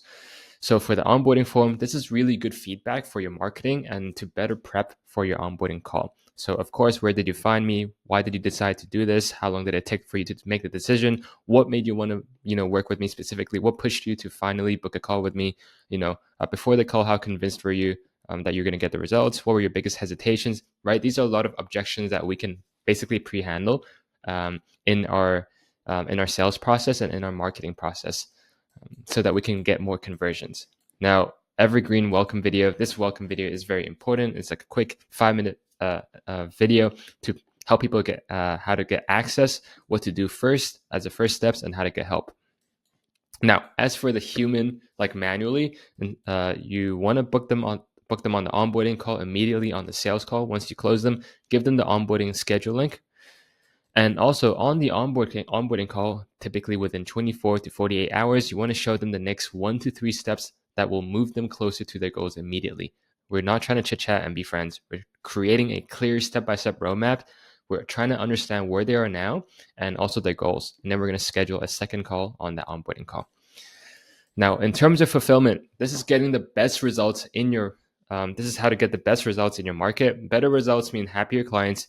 You become happier. You have more conviction in your own product, which means you get better marketing results and better marketing material, which means more clients and more referrals, more cash. And the quicker you get to 100K a month, the quicker wins, the better. It builds more trust and faster case studies. So we also want to be tracking everyone's progress. That's very important. If you have tons of clients, you want to make sure every client's progress is tracked on a spreadsheet. Coaching call guide. So for your group calls, group calls, they build community, they build support, and they build a lot of retention no matter what offer you have. Okay. Now, as for the structure of these coaching calls, you can start with 2 calls per week led by the founder, and then you add more, up to 6 to 7 per week as you grow. And then you can have like CSMs or other coaches to take those calls. But you always want to stay involved. So you always want to have at least one time per week with you or a month to just keep your connection with your community. Each call could be 1 hour long. It really just boosts results, renewals, and referrals. For themes and flows, as for your coaching call, give very clear topics for every coaching call. Keep a short intro, less than 30 seconds. Always start on time, cameras on. Make sure everyone's camera's on. Ask clients to drop questions in the chat for questions, and then be firm and also keep the conversations focused and productive. You are the coach. You're leading them. For tech and systems, use a Zoom account, redirect links, record every single call. You can use Fathom. It's free, and an automated upload so you can upload the recording on the channels of your community. Now, as for the course structure, core is a very core part of the fulfillment, right? Once you hit your first 10K, 20K, you have a couple of clients, you understand their pain points already, right? A course will basically just shortcuts their process and the journey so they can get faster results and better results. It works for all the models. It boosts offer value and also client success rate. And once you create it once for your course, it really just adds long-term leverage for yourself, right? And there's no marginal cost to it. What separates a good course from a great course? Good course just has lots of information. There's just a lot of things and that are not needed and unnecessary. A great course only keeps the essential information. It's deep, focused, and it's also supported by visual and guides, for example, a Miro board or even a Google document. Fewer modules, but higher engagement. Now, for tracking results, just use an Excel sheet or a Notion table. You can ask me, guys, in the Instagram DMs if you don't have one. You want to track their wins, their struggles, common questions you get from students. This way you can actually film modules on it, right? Your course. Now, last part here is the scaling part, okay? Scaling is all about data and numbers and understanding your goals and your numbers to see which bottlenecks you need to fix to keep scaling. So this is what I call the bottleneck constraint roadmap. And you want to start here. So first of all, you want to know, do you have an irresistible offer? Okay, if you don't have an irresistible offer, go back to the modules and go over that and craft a one-of-one offer. Next, are you booked out 2 to 3 days in advance?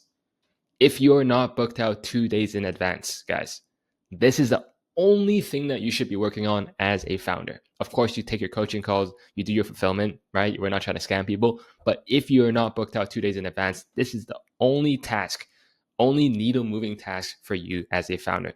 And all you want to do is do content or do ads. Okay. You want to review your content, make your content better, or post more content, do more volume, right? At a good quality. But also, you can run ads to drive traffic so that you can get more booked calls. Okay. That's literally it. And the last thing, of course, is outreach. Okay. If you are doing content and you don't have money for ads and you do have more time other than your content, start doing outreach to hit 0 to 10K. But after you hit 10K, guys, just do content and ads. Qualified show up rate. So after you get booked out 2 to 3 days in advance, the next bottleneck that you can basically solve is, do you have a qualified show up rate of 70%? If not, review your sales process, review your setting calls, and master your setting process. After you achieved a 70% qualified show up rate for 30 days on average, you want to have your close rate at 30%, right? If it is at 30%, you want to review your sales calls, master high ticket sales. Go back to the modules. After you have 30% of closing rate, can you onboard at least 15 clients per week? If not, you want to optimize the onboarding process, and you also want to add CSMs. After, right, you can onboard at least 15 clients a week, and you've solved all of these bottlenecks, and you're still not at 100K, guys, there's two options you can go from here. Just try to do it from yourself, right? And kind of go on your own and try to solve even the next bottleneck, but not really knowing how to do it. Or you can have me come inside your business and potentially help you scale to 100K, implement the right systems, help you solve every single bottleneck that I've placed here to help you hit 100K. Because by the end of it, you should have hit 100K already. Okay. And if you've not, guys, the description is down below, the first link for you guys to book in a call with me just to see if I can help you guys scale to 100K by implementing some of these systems for you and basically just kind of seeing where you're at right now in the whole system. So appreciate you guys watching. I'll see you guys next time. Peace.